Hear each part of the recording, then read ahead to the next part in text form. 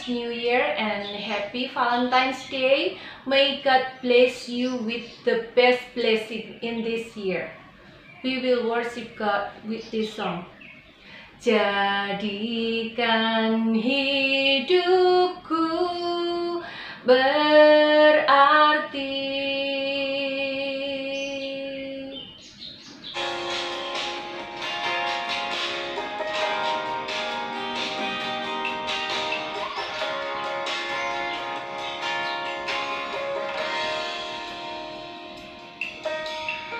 Dari semula telah kau tetapkan hidupku dalam tanganmu, dalam rencanamu Tuhan. Rencana indah telah kau siapkan bagi masa depanku yang penuh harapan.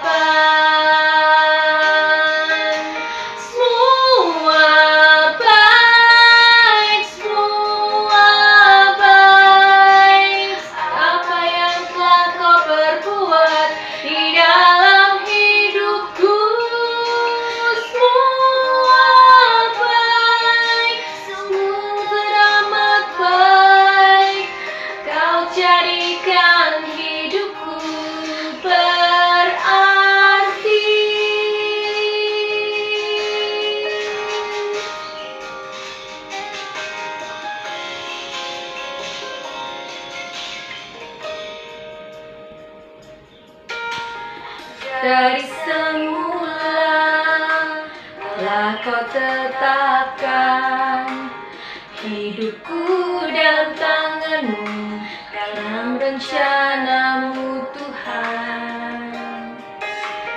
Rencana indah telah kau siapkan bagi masa depanku yang penuh harapan.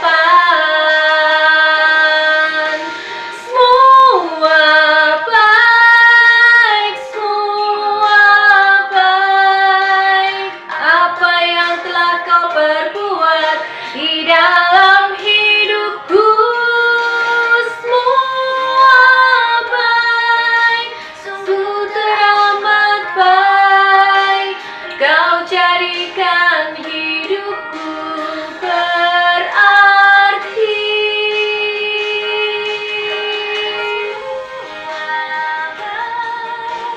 Semua baik apa yang telah kau perbuat di dalam hidupku. Semua baik, sungguh teramat baik. Kau jadikan hidupku berarti. Jadikan hidupku berarti. Jadikan hidupku berarti.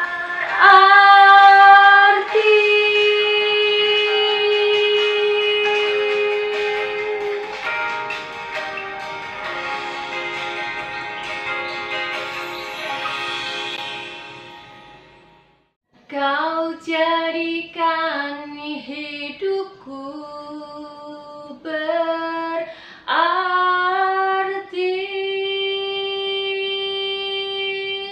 Lord Jesus, we thankful for your grace and your blessing all the time in our life.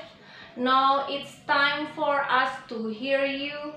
Please prepare our heart to hear you and bless your servant who speaks your word to us, and let your words change our life in the name of Jesus.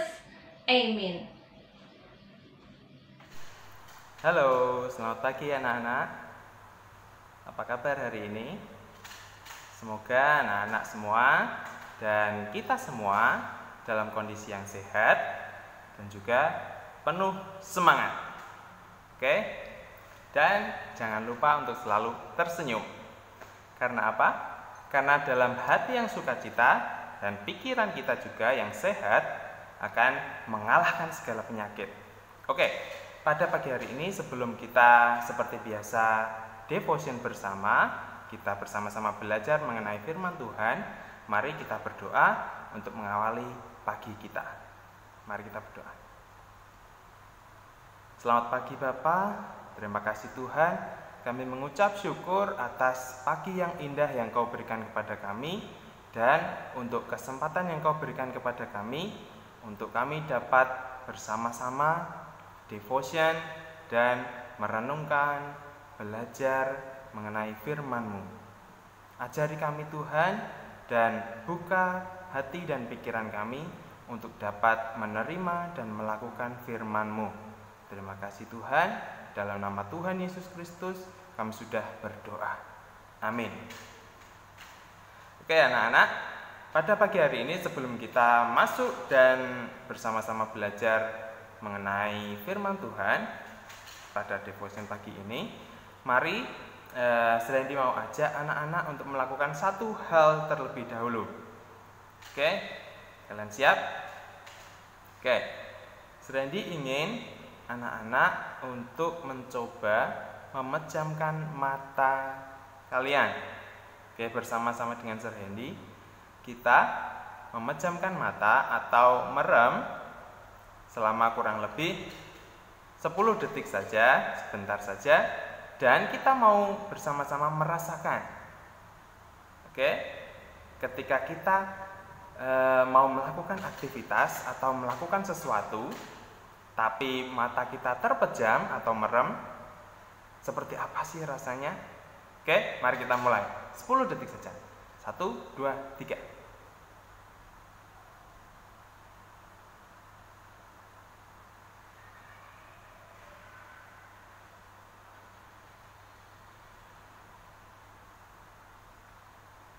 Oke, cukup. Anak-anak bisa membuka mata lagi dan melihat. Oke, bagaimana rasanya? Apa yang kalian rasakan ketika anak-anak memejamkan mata? Gelap pastinya ya. Tapi apakah ketika kalian memejamkan mata dan kalian ingin melakukan sesuatu terasa mudah? Terasa semudah ketika kalian membuka mata? Tentunya tidak ya. Karena apa? Karena dengan melihat, dengan mata kita terbuka dan menerima cahaya sehingga mata kita bisa melihat, kita dapat melakukan aktivitas dan segala sesuatunya dengan mudah. Karena kita bisa melihat, karena kita bisa mengetahui apa yang ada di depan dan sekeliling kita. Nah, pada pagi hari ini ada sebuah cerita di mana ada seorang yang tidak dapat melihat, bukan hanya dalam 10 detik seperti yang kita lakukan tadi, atau 1 jam, atau 1 hari penuh, tapi seorang ini tidak dapat melihat dan ia menjalani hidupnya dengan keadaan tidak dapat melihat apa-apa selama ia lahir, selama ia dilahirkan, atau sejak dia lahir. Kira-kira anak-anak bisa bayangkan dan rasakan ya. Kita saja yang tadi 10 detik memejamkan mata, dan mungkin kalau kita mau mencoba untuk berjalan atau makan atau melakukan aktivitas lain, pasti susah, sulit sekali. Mungkin kita akan banyak melakukan kesalahan, keliru, dan bisa jatuh ya ketika berjalan. Nah, terus bagaimana rasanya dengan orang itu tadi yang mana ia sudah tidak dapat melihat atau bisa dikatakan buta sejak ia dilahirkan? Bisa dibayangkan, pasti sangat sulit sekali ya. Dari ia kecil terus beranjak ke remaja, kemudian sampai ia dewasa sekarang ini, ia pasti selalu menderita dan mengalami banyak sekali kesulitan dalam hidupnya karena ia tidak dapat melihat. Nah, anak-anak pasti juga tahu kan bagaimana mata kita ini salah satu organ yang terpenting pada tubuh kita. Ya, bagaimana mata bekerja, yaitu ketika ada cahaya, ada terang yang masuk ke dalam mata kita, sehingga mata kita menerima terang itu, menerima cahaya itu, dan kita sebagai hasilnya kita bisa melihat. Nah, lalu bagaimana dengan orang yang buta tadi? Pasti ia atau matanya juga tidak dapat menerima cahaya tadi, bukan? Nah, ada satu kisah, ada satu cerita di Alkitab yang akan kita bersama-sama pelajari, yang kita akan bersama-sama baca di Yohanes 9 ayat 1 sampai 41.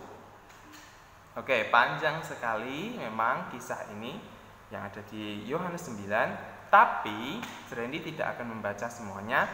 Serendi hanya akan membacanya dari ayat 1 sampai 7, dan selebihnya anak-anak bisa membaca sendiri di rumah nanti, ya. Oke. Judul kisah ini adalah Orang yang Buta Sejak Lahirnya. Waktu Yesus sedang lewat, ia melihat seorang yang buta sejak lahirnya. Murid-muridnya bertanya kepadanya, "Rabi," atau guru, "siapakah yang berbuat dosa, orang ini sendiri atau orang tuanya, sehingga ia dilahirkan buta?" Kemudian jawab Yesus, "Bukan dia dan bukan juga orang tuanya, tetapi karena pekerjaan-pekerjaan Allah harus dinyatakan di dalam dia." Oke, bersama-sama kita harus pelajari dan mengenali apa maksud Tuhan, ya, apa rencana Tuhan dalam setiap kehidupan kita. Kemudian kita lanjutkan.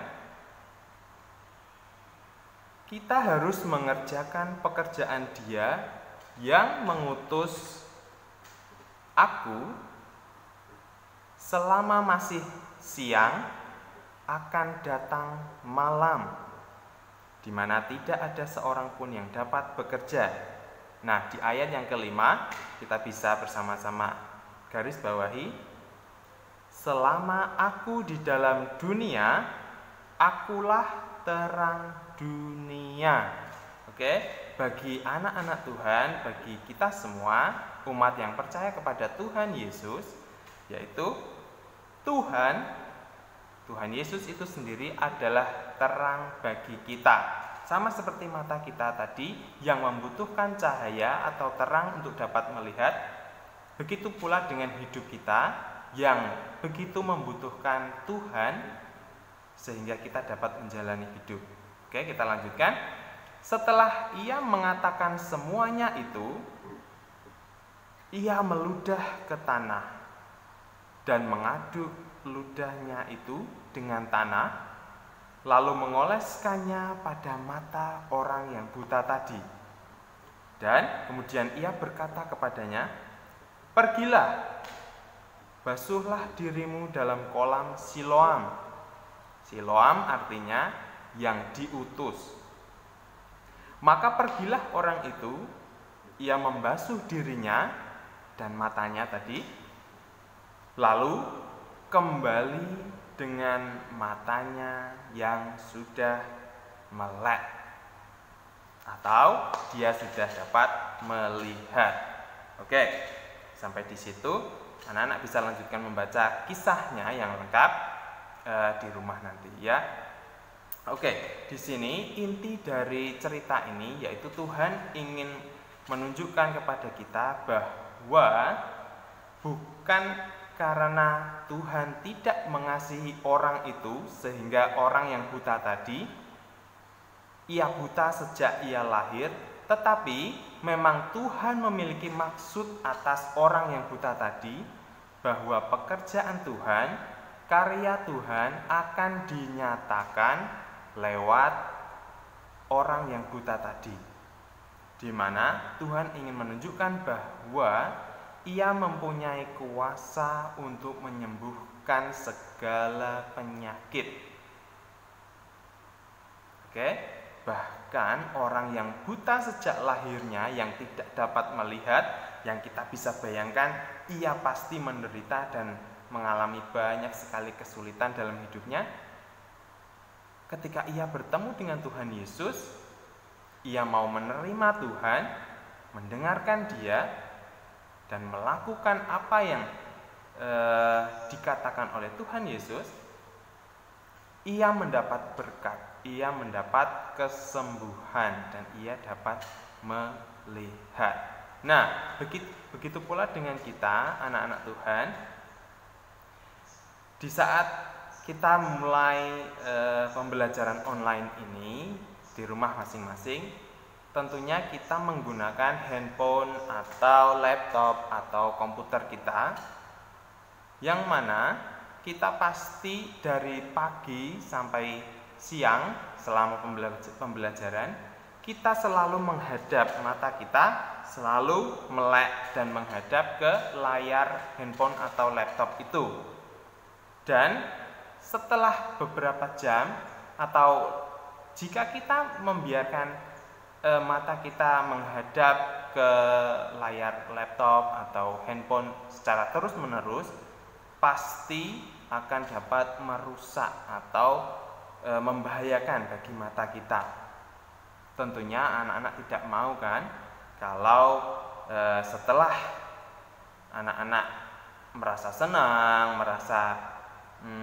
setelah bermain atau menonton, melihat sesuatu dari HP, kemudian ada akibat dari hal tersebut, yaitu mata kita bisa terasa perih atau sakit, atau bahkan jika kita meneruskannya, bisa saja kita juga kehilangan penglihatan kita seperti orang buta tadi. Tentunya kita semua tidak mau kan?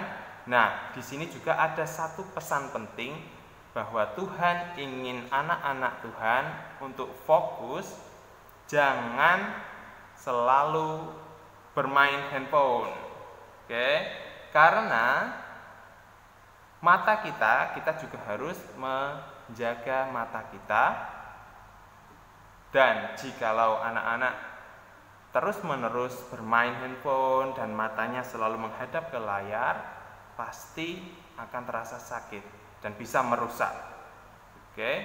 Jadi anak-anak perlu diingatkan sekali lagi, untuk kita bisa merawat tubuh kita dan juga terutama bagi mata kita bisa diistirahatkan. Jadi setelah beberapa jam kita sudah lewati untuk pembelajaran online, kita bisa beristirahat sejenak atau untuk seterusnya. Dan untuk keesokan harinya kita baru bisa bermain handphone lagi. Oke?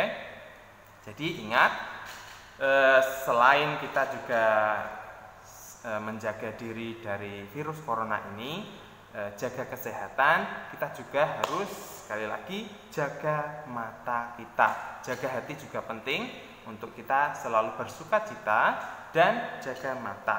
Jangan sampai mata kita menjadi rusak dan tidak dapat melihat lagi. Oke, karena ada akibat yang ketika kita tidak dapat melihat, maka hidup kita akan terasa sulit. Oke, anak-anak, terima kasih kita sudah bersama-sama belajar dan mendengarkan firman Tuhan. Oke, tetap sehat dan semangat. Dah.